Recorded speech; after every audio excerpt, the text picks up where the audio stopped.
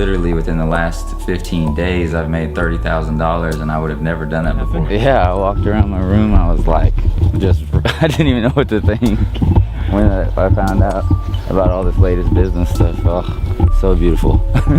You're gonna have a bigger vision, and you're gonna have a bigger dream in your heart because we have a bigger vision together.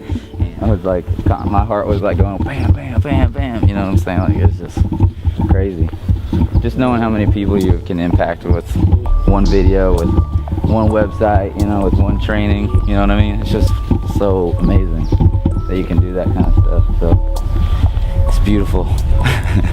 It's so beautiful. When you're getting $1,000, $3,000, even up to $7,000 on one transaction, I mean, that really changes your life.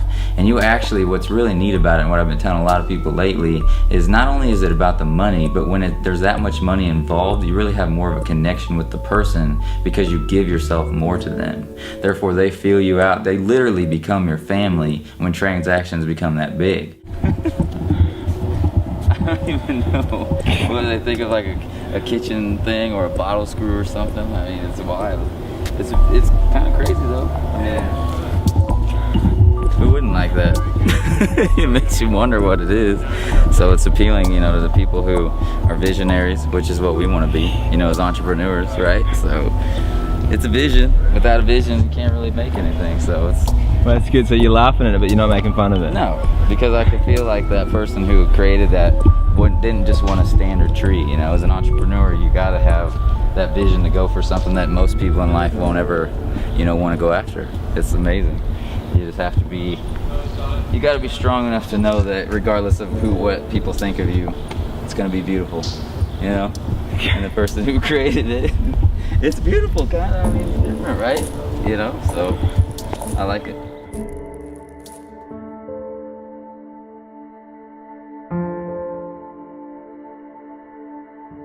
Our first date, you know, was with him, and I think I was like, what would it be, 20 years old, and I was thinking to myself, what am I doing? You know, like, I didn't understand what it was like to take care of a child, but you get so grown up from the experience of understanding that you have to take care of another child, and I just cannot wait for that experience in my own life, you know. So I would say that's another part of it all. The story that came to me, you know, because Braden really was part of my life in the transition of me going from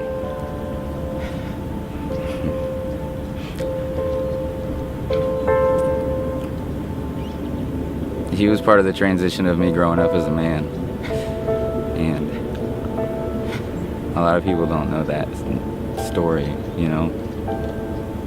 They don't understand how broken I was, and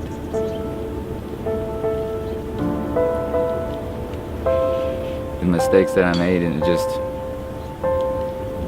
you know, just the people that believed in me, and having him there kind of like showing me what it was like for my parents, because of putting my parents through misery, and kind of just understanding all that, you know, love that I put into him, and how much love they put into me, and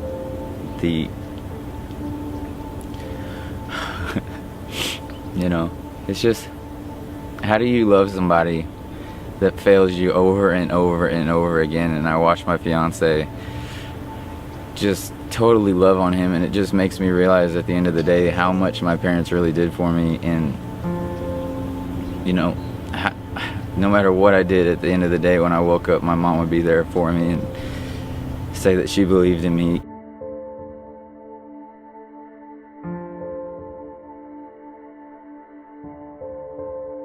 That at the end of the day, after all the failures that I had, and completely turning on my parents, thinking that they were, you know, basically the bottom of the world because they didn't understand that I didn't give a crap about life, and, you know, like, I don't even know how to say it. There is probably nobody on this planet that I felt that I was any better than, and I felt like I was the scum of the earth because I didn't have an identity, you know. So when I was cruising around the streets and, you know, thinking I was big dog, top of the world, played baseball, I had a 95-mile-an-hour fastball, why wasn't that good enough? You know, why was that not the place I was supposed to be in. Everybody told me that's where I was supposed to be. Everybody told me that, you know, 95-mile-an-hour fastball is going to get me to the next level, and all those kind of situations coming down on me. But at the end of the day, it really wasn't my passion. It like wasn't who I was supposed to become. So I think that I almost fought that, you know. I did that for, you know, I thought that would make my parents proud type of situation, versus actually going after something that at the end of the day I would wake up and go to sleep at the same time, you know, just going to sleep feeling good, waking up feeling amazing. Like what it is now, when I wake up, I think about the thousands of people that my business impacts every day. You know, I think about how many lives can get changed through this business that we do. I mean, being an entrepreneur is the best thing in the world. I mean, there is nothing else that you can compare it to. And so at the end of the day, when I was pitching and doing the things that really wasn't aligned with my passion, it was that, what does pitching do? What does baseball do to help other people? At the end of the day, it really doesn't do that. And I know God aligned me to be that person to empower thousands and thousands and thousands of people. And at the end of the day, pitching for me was just all about myself. You know, if I did good, it was a celebration of myself, right? You know, even though it was supposed to be a team sport, it was like, how did Vince do today? You know, was my stats good enough to get to the next level? Now it's like, how many people am I going to impact at the end of the day, right? How many more people are going to see the vision that I have, that their future can change in the blink of an eye, you know? Like when you actually, I know I talk about failure, right? And you have to fail to go through it, but that quick, you know, the quick switch that will actually get you to the next level is understanding the entrepreneur vision, that you don't need anybody else to tell you what to do. You can actually figure out how to tell yourself what to do, which then will therefore impact so many more people's lives, right? So it's amazing this year with my business and it going from complete, I mean, it was complete failure. I learned I was successful for a little while, and then I kind of slacked off and I was going back to my old habits. But what happened was I found out when I look back is that my whole goal was to make money. It wasn't to impact people. As soon as I flicked that switch and I learned that it was all about people first and the money was the byproduct, my business just flourished. I mean, I can't tell you how many thousands of dollars flood in every single day. Not because it's exciting that the thousands of dollars are coming in, but it's exciting that those thousands of dollars can be the other people's thousands of dollars. You know what I mean? And I'm not getting controlled by anybody, so then people don't have to get controlled by anybody, you know? Because I remember when I was 16 years old, I remember it like it was yesterday, the people told me to go out back. I was working for a truck accessory center. They told me to go out back and clean out the trash around the trash can that had been sitting there for 2 years.